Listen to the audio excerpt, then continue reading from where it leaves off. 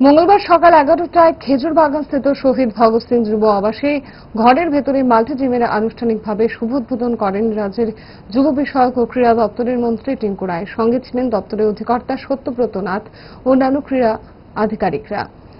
শীততাপ নিয়ন্ত্রিত অত্যাধুনিক যন্ত্রপাতি পরিবেষ্টিত প্রায় ৩০ লক্ষ টাকা ব্যয় করে তৈরি করা হয়েছে এই আধুনিক মাল্টি জিমটি। মন্ত্রী টিঙ্কু রায় বলেন, রাজ্যের ক্রীড়া পরিকাঠামোর অনেক উন্নয়ন হয়েছে, যার ফলে জাতীয় স্তরের প্রতিযোগিতা এখন ত্রিপুরায় অনুষ্ঠিত হয়, যেখানে বহিরাজ্যের খেলোয়াড়রা রাজ্যের এসে এই ভগৎ সিং যুবাবাসে দিন যাপন করেন। তাই তাদের শরীরচর্চার প্রয়োজনে এই জিম উপকারে আসবে।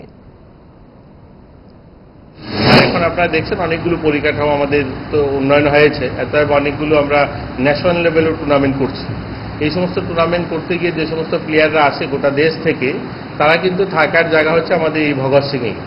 এতএব যারা প্রতিদিন শরীরচর্চা করেন তাদের জন্য অসুবিধা হয়ে যায় এখানে জিম না থাকার কারণে। এখন থেকে এটা আর হবে না, এটা এখানে আমাদের প্লেয়াররা সারা দেশ থেকে যারা আসবে তারা এখানে তাদের যতদিনই থাকেন 5-7 দিন 10 দিন যারা এই টুর্নামেন্টে অংশগ্রহণ করেন তারা এখানে এক্সারসাইজ করতে পারবে। এখানে ট্রেনারও রয়েছে। পাশাপাশি আমরা চাই আমাদের আধিকারিকগণ, এখানে আপনারা জানেন কুঞ্জবন থেকে এই এলাকাতেই অনেক অফিসাররাও থাকেন বা আমাদের আধিকারিকগণও থাকেন, তারাও যদি ইচ্ছা করেন এখানে এসে ওরা এক্সারসাইজ করতে পারবেন। এটা আমরা খুব অল্প শুল্ক রেখেছি এবং দেখছেন একদম আধুনিক জিম। এটা অত্যাধুনিক মেশিনারি, যেগুলো আজকের দিনে যেগুলো আধুনিক মেশিন, সমস্ত ধরনের মেশিন এখানে রয়েছে এবং ফুললি এসি আমাদের এই হলটা।